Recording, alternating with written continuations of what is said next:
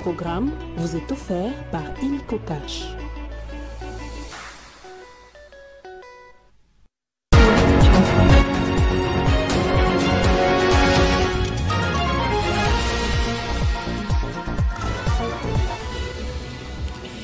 Coup d'envoi de la table ronde sur la reconnaissance internationale du génocide congolais ce lundi par le président de la République Félix Tshisekedi.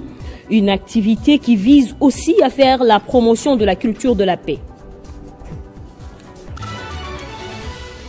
Agression rwandaise, la délégation du Sénat conduite par Samalou Kondé achève avec succès la mission relative au suivi de la matérialisation de la résolution 2773 des Nations Unies et des sanctions contre le Rwanda et le M23 à Paris et à Bruxelles et ainsi qu'à New York.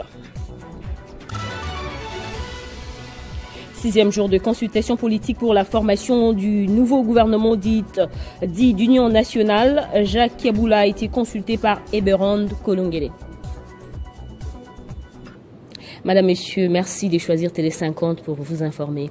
En République démocratique du Congo, le poids des tragédies humaines continue de marquer l'histoire du pays. Plus de 10 millions de morts en 3 décennies. Un chiffre alarmant dont le président Félix Tshisekedi a encore dénoncé avec force aujourd'hui, pointant du doigt la responsabilité du Rwanda et du groupe armé M23 FC. Il a réaffirmé la nécessité pour le peuple congolais de s'approprier la mémoire de ces atrocités. Le chef de l'État l'a déclaré ce lundi à Kinshasa lors du lancement officiel de la table ronde sur l'appropriation du génocide, une initiative visant à inscrire ces crimes dans la conscience collective et exiger justice sur la scène internationale. Le gouverneur du Haut-Katanga et président du parti politique Ardev, Jacques Kiaboula, a été consulté ce lundi par le conseil spécial du chef de l'État en matière de sécurité, Eberhard Kolongele. C'était dans le cadre des consultations politiques initiées par le chef de l'État, Félix Tshisekedi. Membre du présidium de l'Union sacrée de la nation, Jacques Kiaboula a restitué à la presse son point de vue sur la question de l'heure, notamment l'agression de la République démocratique du Congo par le Rwanda et ses supplétifs. J'ai été invité par le conseil spécial aujourd'hui pour donner un point de vue sur la question de l'heure. La question de l'heure, c'est en rapport avec la guerre qui nous est imposée injustement par l'agresseur. Aujourd'hui, la République démocratique du Congo est en danger.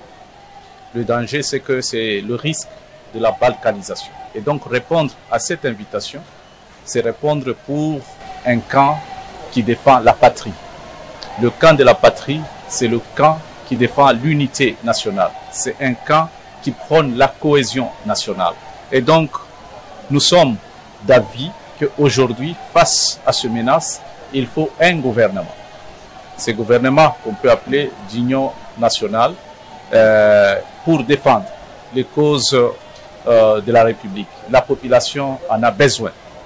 Non seulement pour répondre à la menace, mais aussi pour répondre au social de la population, tout en privilégiant bien sûr les sociales de nos militaires qui sont au front, qui se battent pour la patrie. Et donc aujourd'hui, il est important que nous tous, nous puissions nous unir tous comme un seul homme autour de notre patrie.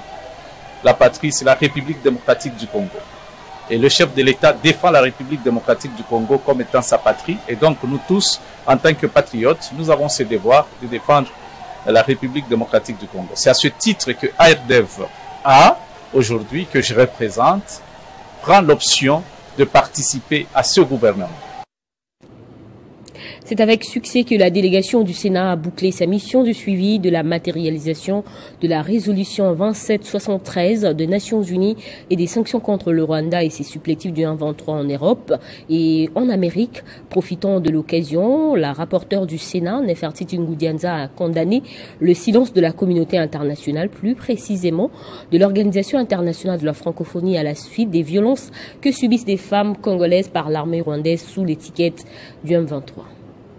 C'est en marge de la 69e session de la Commission des Nations Unies sur la condition de la femme et de l'Union parlementaire internationale que la délégation du Sénat congolais, conduite par Madame la rapporteure du Sénat, Nefertiti Ngoudianza Bayokissa, qui suit là, a séjourné à New York, aux États-Unis d'Amérique. Profitant de l'occasion, la rapporteure du Sénat, Nefertiti Ngoudiaza, a énergiquement condamné le silence de la communauté internationale à la suite des violences que subissent les femmes congolaises par l'armée rwandaise et ses complices, et la barbarie de ces agresseurs qui n'hésitent pas à transformer leurs écoles en des camps de recrutement, chose qui stigmatise les enfants. Il y a plusieurs tragédies et guerres qui ont été énumérées par la directrice exécutive adjointe de l'ONU, mais on semble ignorer cette tragédie qui se passe à l'est du pays et qui risque d'embraser toute une contrée, si pas un continent.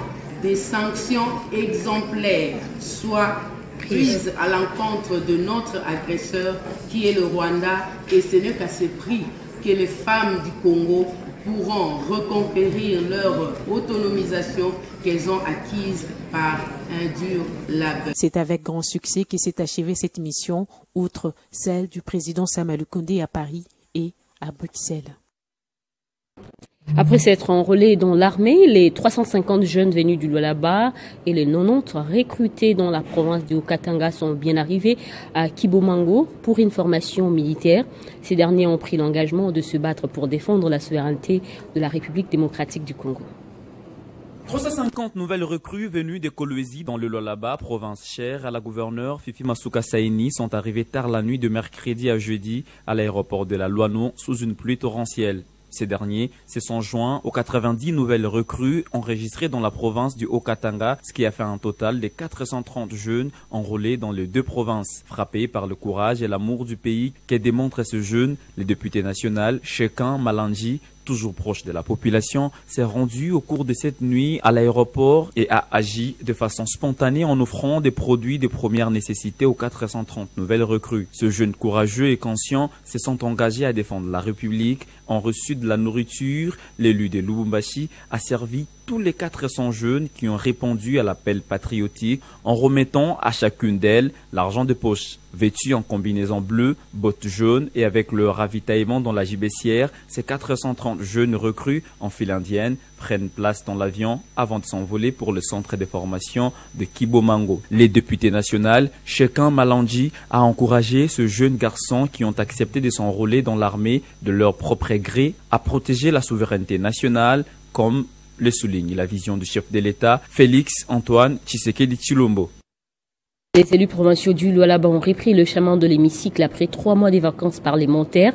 À l'occasion de l'ouverture de cette session ordinaire de mars 2025, le discours du président de l'Assemblée provinciale a été essentiellement basé sur l'agression de la RDC par le Rwanda sous couvert du M23. Dans son allocution d'ouverture de cette session ordinaire de mars 2025, basée sur le contrôle parlementaire, l'honorable président de l'Assemblée provinciale du Lualaba, Jean-Marie Kasseya, a été on ne peut plus clair. Il a tout d'abord manifesté sa compassion aux victimes de l'agression dans l'est du pays, tout en rendant un vibrant hommage au chef de l'État, Félix Antoine Tshisekedi, qui fournit les efforts pour ramener la paix. C'est ici pour moi l'occasion de rendre un vibrant hommage à son Excellence, Monsieur le Président de la République et chef de l'État, Félix Antoine Tshisekedi Tshilombo, qui ne ménage aucun effort pour ramener la paix dans cette partie de notre pays. Effort consenti en province par la gouverneure Fifi Masuka.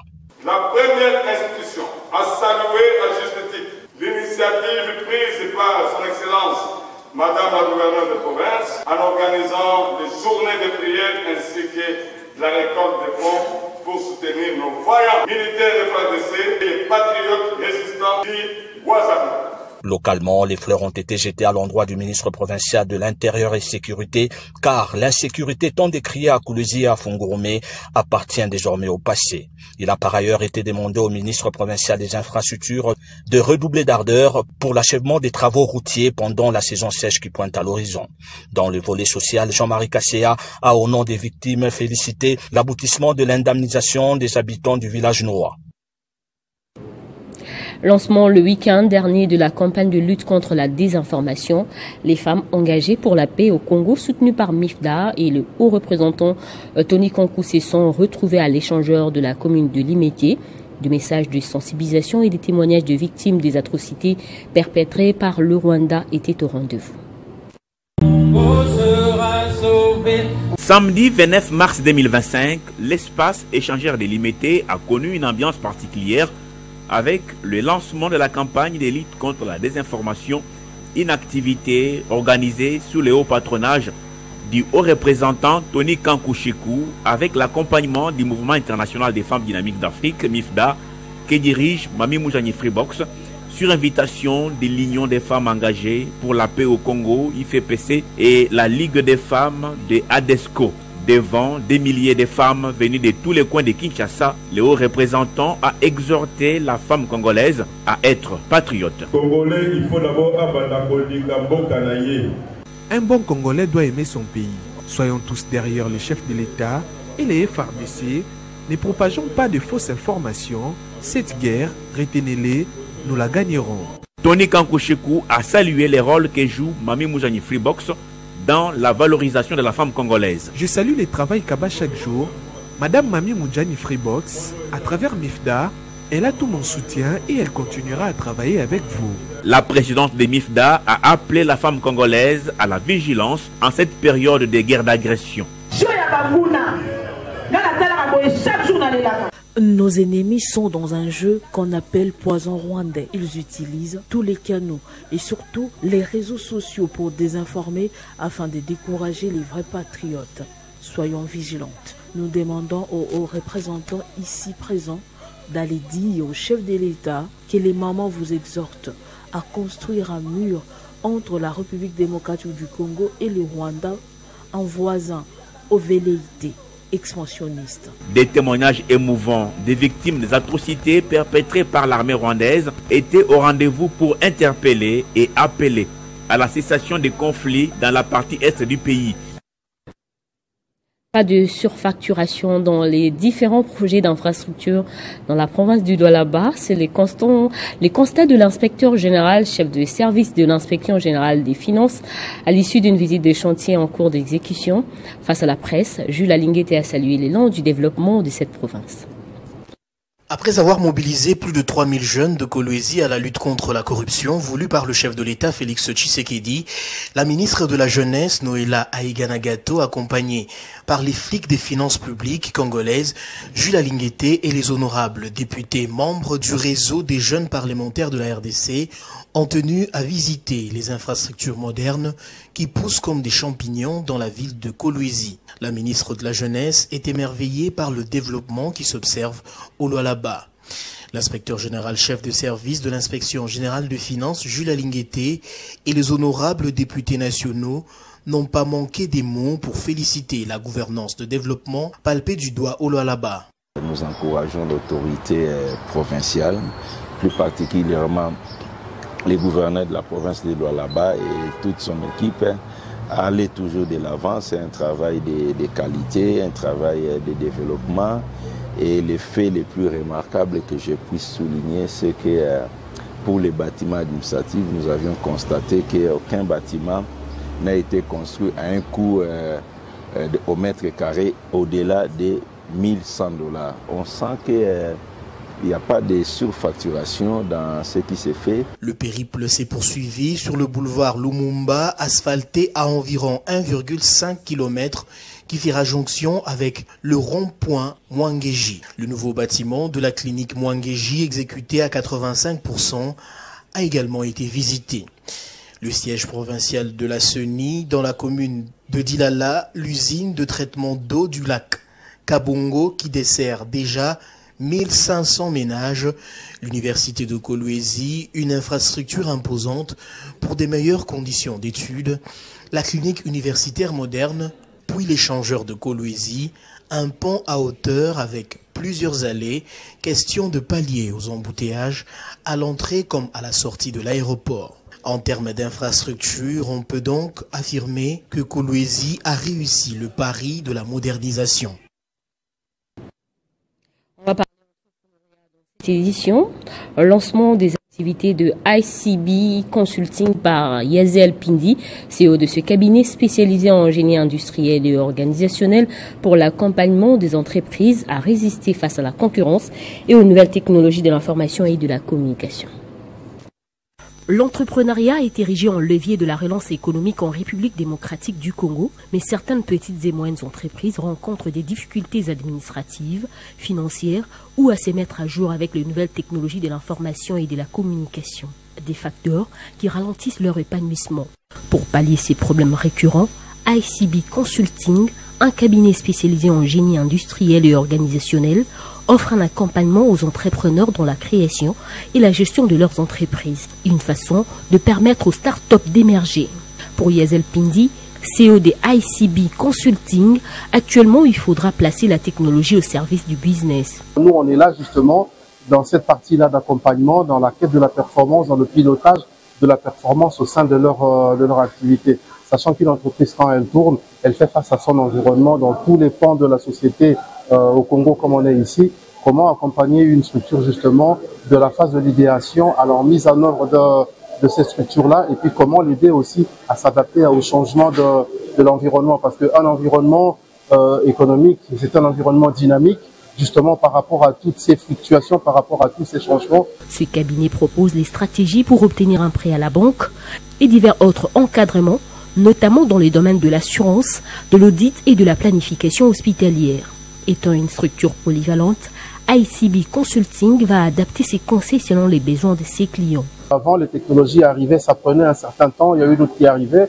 Maintenant, on voit qu'on n'a même pas le temps d'absorber la première qui arrive, pas la maîtriser, il y a eu d'autres qui arrivent. Comment on peut s'appuyer sur les technologies qui arrivent maintenant pour faire développer la performance des entreprises? Créé le 20 décembre 2019 à Genève en Suisse, ICB Consulting veut être dans les 10 prochaines années le leader national dans l'encadrement, la promotion des compétences, la détection des talents et la performance dans les entreprises. Dans la province du Tanganyika, clôture de la formation des magistrats, officiers de la police judiciaire, greffiers et secrétaires des parquets sur le blanchiment des capitaux et les financements du terrorisme. Cet atelier vise à répondre efficacement aux exigences croissantes du secteur judiciaire de cette partie du pays. Au cours d'un atelier de formation de 4 jours, le magistrat, officier de la police judiciaire, greffier et secrétaire du parquet de la province du Tanganyika ont renforcé leurs compétences dans la lutte contre les blanchiments de capitaux et les financements du terrorisme, visant à répondre efficacement aux exigences croissantes du secteur judiciaire. Dans son discours de clôture, le gouverneur Christian Kitunga Muteba a exhorté les participants à jouer un rôle actif dans la reconstruction d'une république forte et d'un véritable état des droits, conformément à la vision du président de la République, Félix-Antoine Tshisekedi Tshilombo. La République démocratique du Congo, notre pays, sous l'impulsion du président de la République, son Excellence Félix-Antoine Tshisekedi Tshilombo, s'est engagé dans une dynamique de renforcement des institutions judiciaires, car sans une justice indépendante et compétente, il ne peut y avoir ni sécurité ni progrès durable. Le Tanganyika, en particulier, a besoin de magistrats que vous êtes, de magistrats formés aux défis contemporains, capables de détecter et de combattre efficacement les circuits illicites qui alimentent l'instabilité et freinent notre essor économique. Au Kasaï central, Joseph Moïse Kamboulou a organisé un point de presse sur la situation sécuritaire de sa province. Il a salué les efforts que déploient les chefs de l'État dans la pacification du pays. Bien avant ce point de presse, le numéro 1 du Kasaï central avait initié des visites de terrain pour évaluer les dégâts enregistrés lors des dernières pluies qui ont secoué cette région. Commentaire d'Héritier Tambois. Cette descente effectuée le vendredi 21 mars intervient au lendemain des dégâts matériels causés par la récente pluie qui a secoué la région. Le gouverneur Joseph Moïse Kamboulou, avec sa suite, le ministre sectoriel et services techniques ont constaté la progression vertigineuse d'un ravin qui, à son passage, a déjà englouti une partie de cette voie importante, route nationale numéro 1, Kananga-Mbujimai, à quelques mètres de l'entrée de l'Institut supérieur des techniques médicales, Istem Toubouloko. L'office de route est déjà à pied d'œuvre. Il a été instruit pour cela et je crois que dans quelques heures, les travaux vont commencer. Jeudi 27 mars courant, au cours d'un échange avec la presse locale, le chef de l'exécutif provincial a abordé plusieurs sujets, notamment l'évolution des travaux infrastructurels, la sécurité, la situation alimentaire et les enjeux nationaux actuels. Hommage au président de la République, chef de l'État, son Excellence Félix Antoine Tshisekedi Tshilombo, qui est, au moment où nous parlons, au feu et au moulin pour la préservation de l'intégrité territoriale de notre pays et qui se bat avec tout le gouvernement de la République et les autres acteurs impliqués pour que la RDC sorte tête haute de ce gouffre dans lequel il se trouve depuis plus de 3 mois maintenant.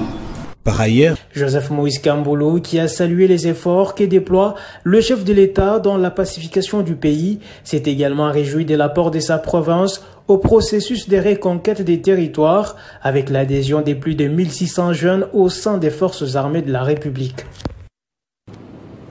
Formation du gouvernement d'Union nationale, le réseau des jeunes du Grand Équateur pour le développement soutiennent l'initiative et attendent d'être reçus par le conseil spécial du chef de l'État pour apporter sa pierre à la reconstruction du pays. On va sur la déclaration de ces jeunes. Les réseaux des jeunes du Grand Équateur pour le développement soutient les consultations initiées par le président de la République, chef de l'État, son Excellence Félix Antoine Tshisekedi Tshilombo, lesquelles devaient aboutir à la formation du gouvernement de l'unité et de la cohésion nationale, un gouvernement de mission pour résoudre les problèmes socio-sécuritaires dans notre pays. Les réseaux des jeunes du Grand Équateur pour le développement félicitent le conseiller spécial du chef de l'État en matière de sécurité, le professeur Eberhard, pour sa désignation à la tête des dites consultations et pour le travail déjà amorcé. Fort de ces délégués appartenant des différentes organisations de jeunes et venus des différentes provinces du Grand Équateur, les réseaux des jeunes du Grand Équateur pour le développement attend une invitation officielle pour participer aux consultations et transmettre les attentes et les aspirations de la population du Congo profond au conseiller spécial du chef de l'État par rapport à la formation du gouvernement de l'unité nationale et le retour de la paix dans notre pays. Contrairement aux politiciens traditionnels qui, pour la plupart, ne défilent que pour revendiquer les postes ministériels, les réseaux des jeunes du Grand Équateur pour le développement est plutôt porteur des idées et des propositions venues fraîchement de l'intérieur du pays pour l'arrêt des hostilités et l'amélioration des conditions socio-économiques des populations. Amassina Roland Kikunda a clôturé le dédié aux droits des femmes. Le leader majeur, comme on l'appelle dans sa juridiction électorale, a mis à profit ce moment pour lancer un message de mobilisation derrière les forces armées et le commandant suprême en ce temps difficile d'agression que traverse le pays. En sa qualité de président fédéral de l'ACP Tchangou, le député provincial élu de Kinshasa, Roland Kikunda Kiki, a réuni une importante représentation de sa base pour clôturer le mois de la femme. Celui que l'on appelle affectueusement le leader majeur l'a toujours fait chaque année et a préféré, au-delà des cadeaux et autres soutiens pour le social de la population, méditer sur la crise sécuritaire que traverse le pays. Le lieutenant numéro 1 du parti de Jean Tiningo Bilambaka à Tchangou, très adulé et respecté et écouté par la population, a appelé le peuple à se ranger derrière les forces armées de la République démocratique du Congo qui combattent sur ordre du commandant suprême, Félix Tshisekedi, afin de débarrasser le pays des agresseurs. En marge de cette exhortation, ces femmes, cadres pour les unes, maraîchères pour les autres, qui se sont présentées à ces rendez-vous ont obtenu de la part du leader majeur, Roland Kikunda, au nom de son autorité morale, le sénateur Jean Tiningo Bila, un lot important d'épargne, 2500 pièces au minimum, selon les estimations. Pour remercier les bienfaiteurs, elles ont sur place élevé des prières à l'endroit du Seigneur pour établir la paix en RDC et de punir ces agresseurs qui n'épargnent pas les femmes et les filles utilisées comme objets de guerre.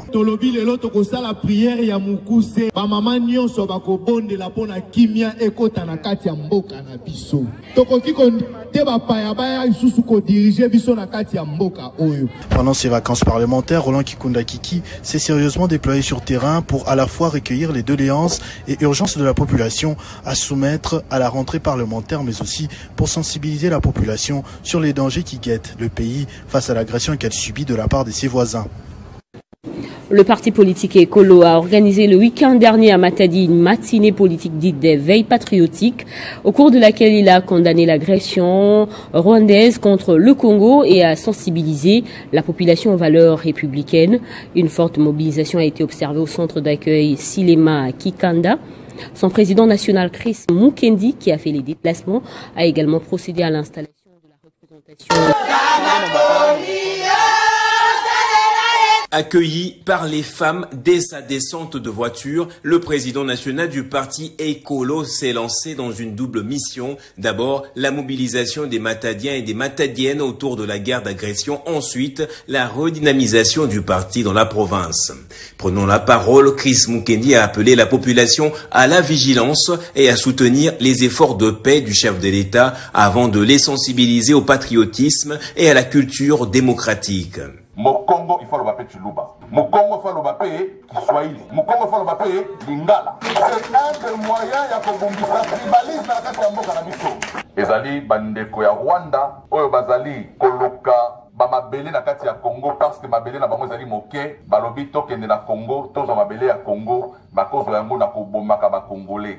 À travers cette matinée, le parti Écolo voit son étendard s'élever au rang des grands partis nationaux. Les nouveaux animateurs ont été installés afin de continuer à promouvoir l'unité nationale et à asseoir les idéaux du parti. En 2028, Tshisekedi mandat na esali nini esili. Mokoni mosusu asika sali nini ayi akoti. Toboyi ba comportement oyo ezali kosala que bitumbe kotaka na mboka ngonga nyoso esalaka ba dialogue et déranger cycle électoral pe ekota biso na kati ya sous-développement. Par cette initiative, le parti Écolo affiche clairement son ambition de se positionner comme une force politique majeure capable de mobiliser la population autour de valeurs fondamentales telles que la paix, la justice et le travail.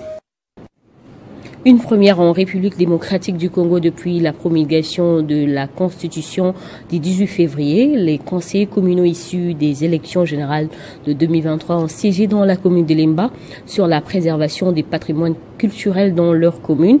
Ils demandent par ailleurs au bourgmestre de respecter la décision des conseillers communaux. Dans l'objectif de sauver la jeunesse de Lemba, le conseil communal de cette municipalité s'est réuni en session extraordinaire. Au menu, la gestion et fonctionnement du patrimoine culturel de Lemba, cas du centre culturel de cette commune, un motif de fierté pour les conseils communaux. Prenons toutes les parties, toute la jeunesse, de manière à discuter ensemble et enfin sortir un compromis. Un compromis justement qui est la décision que nous venons de promulguer ce jour, laquelle devra mettre tout jeune de Lemba à l'aise et non pas une partie de Lemba devront réclamer autre chose ou encore voilà, quelque chose que ce soit. C'est ainsi que nous avons convoqué cette session extraordinaire. Une commission a été établie pour y travailler de manière à rencontrer toutes les parties qui faisaient certains conflits et tout. Étant donné le fait que nous sommes l'organe délibérant, nous sommes l'église au milieu du village, nous avons voulu que la paix prône à Lemba et la clairvoyance, de manière à ce qu'après notre passage à Lemba, après notre mandat en 2028, qu'il y ait au moins une continuité, une succession, que voilà, il y a organisation, il y a une succession, il y a une loi qui définit clairement ce que doivent être faites dans le centre culturel de Lemba. Après la prise des décisions par les conseils communaux, place au bourgmestre de Lemba d'éveiller à la stricte application de cette mesure pour l'encadrement de la jeunesse de Lemba. Restons dans la commune de Lemba pour prendre cette note de santé. Le député national Hermione Boulumbu a inauguré un centre de santé de la fondation HBO dans la commune de Lemba. C'est une promesse de campagne qu'elle a concrétisée.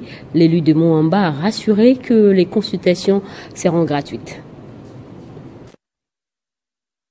L'événement a démarré par une minute de silence observée en mémoire de la population du Nord et Sud Kivu confrontée à la guerre d'agression menée contre la RDC par le Rwanda et ses supplétifs du M23. À sa prise de parole, la meilleure élue de Kinshasa n'a pas manqué de féliciter le chef de l'État, Félix Antoine Tshisekedi Tshilombo, pour les efforts consentis, tant sur le plan diplomatique que militaire, pour un retour définitif de la paix. Tout le monde voit comment il est dans tous les fronts pour que la paix revienne. Et nous sommes rassurés. Avec tout ce que notre président fait, dans les jours à venir, notre pays redeviendra un et indivisible. Comme vous le savez bien, lors de ma campagne électorale, j'ai promis à la population qu'on aura des centres de santé gratuits dans toutes les 5 communes qui constituent ma circonscription. Hermione Boulumbe va ensuite couper le ruban symbolique et ouvrir officiellement le centre de santé.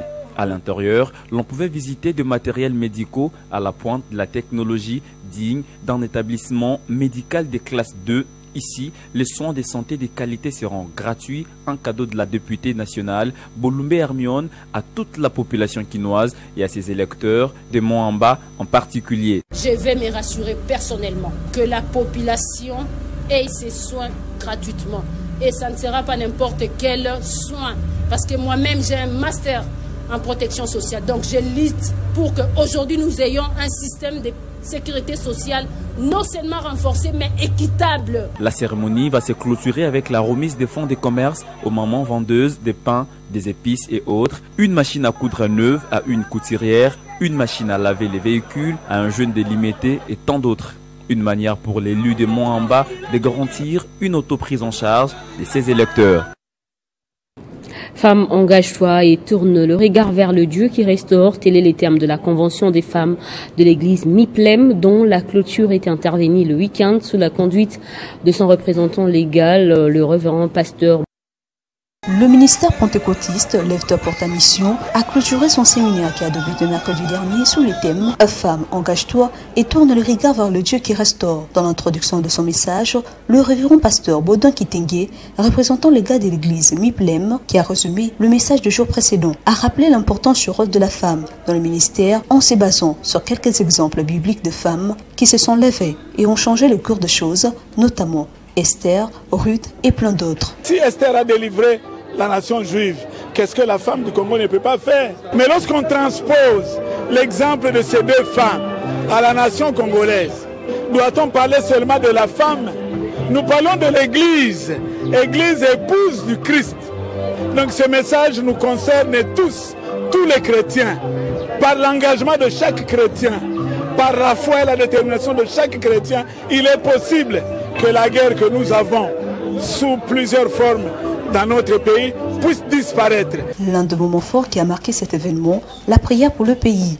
Drapeau en main, toute l'Assemblée a invoqué la grâce de Dieu sur la situation sécuritaire que traverse le pays. Puis s'en est suivi la remise de brevets aux femmes qui ont œuvré durant ces séminaires. On s'est battu, on a travaillé, on a bossé dur, on a servi le Seigneur et à la fin, on nous a remis les brevets en titre de récompense. De sensibiliser Basignoso, Batelema, Ponakolanda, Kosalela, Atana Pasi, Atana Mikakatano, Bayenga Kayenga Kate, Batalela Kaka, Yesu Masia. Danse, chant, cris de joie. Bref, une célébration festive qui a marqué ce moment. La cérémonie s'est clôturée par un repas convivial, signe de l'union fraternelle.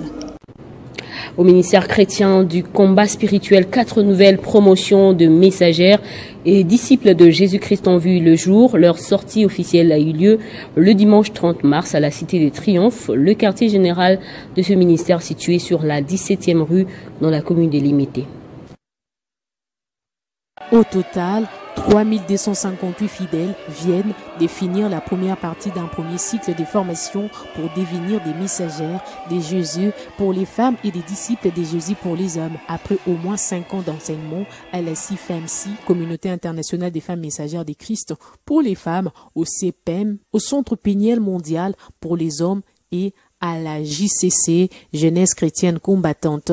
Pour les jeunes, ses membres ont prêté le serment d'alliance avec Jésus-Christ, au terme duquel ils se sont dit disponibles à suivre les seigneurs. Investie de l'autorité des dieux, la révérende Da Silva Olongui, présidente générale de la CFMC, et le révérend Alain Gabriel Olongui, président général du CPEM, ont tour à tour pris acte de cette prestation des serments. Et aujourd'hui, c'était une journée spéciale pour nous parce que les mamans étaient en formation, elles ont eu des enseignements, il fallait maintenant qu'ils fassent une alliance pour être consacrés servantes de Dieu. En tout cas, je bénis les seigneurs pour leur persévérance, malgré ce qui se passe à l'Est, malgré la guerre, malgré toutes ces tribulations là-bas, ils sont restés fidèles à ces dieux. La joie, elle est grande, elle est immense, étant donné que nous sommes dans la continuité de l'œuvre. Étant donné que les parents qui ont été rappelés il y a 7-8 ans à la félicité céleste, et voilà qu'aujourd'hui, nous sommes à notre 3e prestation de serment d'alliance de disciples et messagères de Jésus-Christ. Dans l'assistance, la joie était à son comble. Cette cérémonie s'est déroulée simultanément dans 24 sièges ou représentations sur les 174 que compte les ministères du couple Olongui à travers le monde. Avant de se quitter, on passe au rappel des titres. Coup d'envoi de la table ronde sur la reconnaissance internationale du Génocoste congolais ce lundi par le président de la République, Félix Tshisekedi.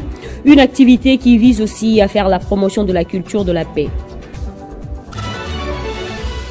Agression rwandaise, la délégation du Sénat conduite par Samalou Kondé achève avec succès la mission relative au suivi de la matérialisation de la résolution 2773 des Nations Unies et des sanctions contre le Rwanda et le M23 à Paris, à Bruxelles ainsi qu'à New York. 6e jour de consultation politique pour la formation du gouvernement d'union nationale. Jacques Kaboula a été consulté par Eberhard Kolongele. C'en est terminé avec ce journal. Restez avec nous pour plus d'infos.